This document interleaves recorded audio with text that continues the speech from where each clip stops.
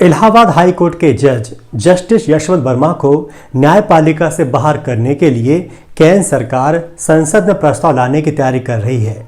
ऐसा पहली बार नहीं है जब किसी न्यायाधीश को हटाने के लिए संवैधानिक प्रक्रिया का उपयोग किया गया हो। भारत के इतिहास में ऐसा 5 बार हो चुका है। हालांकि संवैधानिक प्रक्रिया से किसी भी जज को हटाया नहीं जा सका, क्योंकि प्रक्रिया के अंतिम दौर तक पहुंचने से पहले ही या तो वह प्रस्ताव संसद में ही असफल हो गया या फिर जज ने इस्तीफा दे दिया।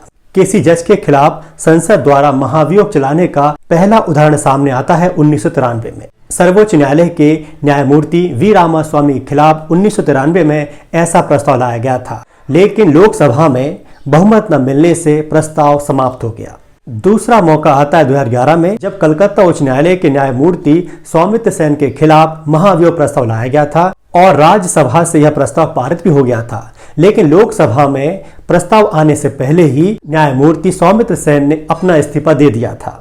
इसी प्रकार 2015 में मध्य प्रदेश उच्च न्यायालय के न्यायमूर्ति एस के गांगले के खिलाफ भी राज्यसभा में महाभियोग प्रस्ताव लाया गया, लेकिन जांच समिति ने उन्हें दोषी नहीं पाया। परिणाम स्वरूप प्रस्ताव को गिरा दिया गया। इसी प्रकार 2017 में आंध्र प्रदेश और तेलंगाना उच्च न्यायालय के न्यायमूर्ति सीवी नागार्जुन रेड्डी के खिलाफ भी राज्यसभा में प्रस्ताव लाया गया था, लेकिन कुछ सांसदों द्वारा अपने हस्ताक्षर वापस लेने के कारण यह आगे नहीं बढ़ सका। और 2018 में सर्वोच्च न्यायालय के न्यायाधीश दीपक मिश्रा के खिलाफ भी राज्यसभा में प्रस्ताव लाया गया था, लेकिन सभापति ने इसे खारिज कर दिया था।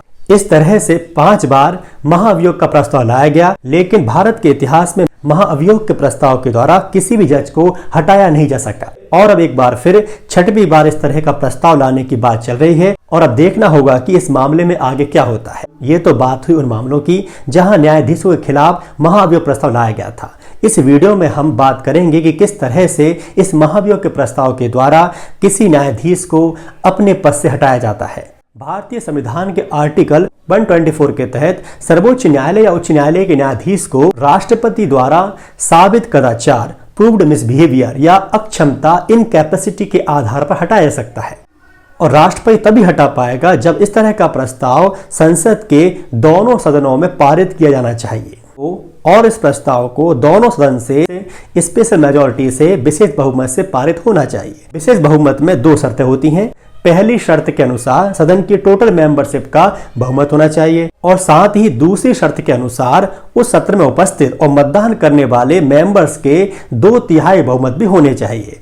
मतलब टोटल मेंबरशिप का बहुमत होना चाहिए और वह बहुमत उपस्थित और मतदान करने वाले सदस्यों का 2/3 होना चाहिए। इस तरह से विशेष बहुमत से पारित होने के बाद ही किसी जज को अपने पद से हटाया जा सकता है। ये तो बात हुई संवैधानिक प्रावधान की, लेकिन इस संवैधानिक प्रावधान के आधार पर संसद के द्वारा जजेस इंक्वायरी एक्ट 1968 न्यायाधीश जांच अधिनियम 1968 पारित किया गया था और इस अधिनियम में जजों को हटाने की पूरी प्रक्रिया दी हुई है। एक बात और मैं स्पष्ट कर देना चाहता हूं कि संवैधानिक प्रावधानों में महाभियोग शब्द का इस्तेमाल नहीं किया गया है। साथ ही संविधान में प्रूव्ड मिसबिहेवियर और इनकैपेसिटी को भी विस्तार से नहीं समझाया गया है, लेकिन कुछ अलग अलग मामलों में सुप्रीम कोर्ट ने स्पष्ट कर दिया है कि ऑफिस में रहते हुए जानबूझकर किया गया गलत काम, भ्रष्टाचार या कोई भी अनैतिक काम दुर्व्यवहार माना जाएगा।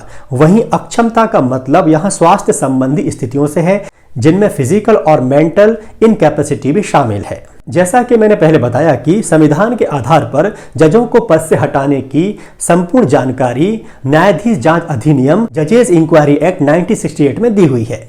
चलिए अब बात करते हैं किस तरह से न्यायाधीशों को हटाया जाता है। जैसा कि हम जानते हैं कि संसद के 2 हाउस होते हैं, लोकसभा और राज्यसभा, और जज को हटाने के लिए किसी भी सदन में प्रक्रिया शुरू की जा सकती है और जिस हाउस में प्रक्रिया शुरू होती है उस हाउस में एक निश्चित संख्या में सदस्यों के हस्ताक्षर होने चाहिए।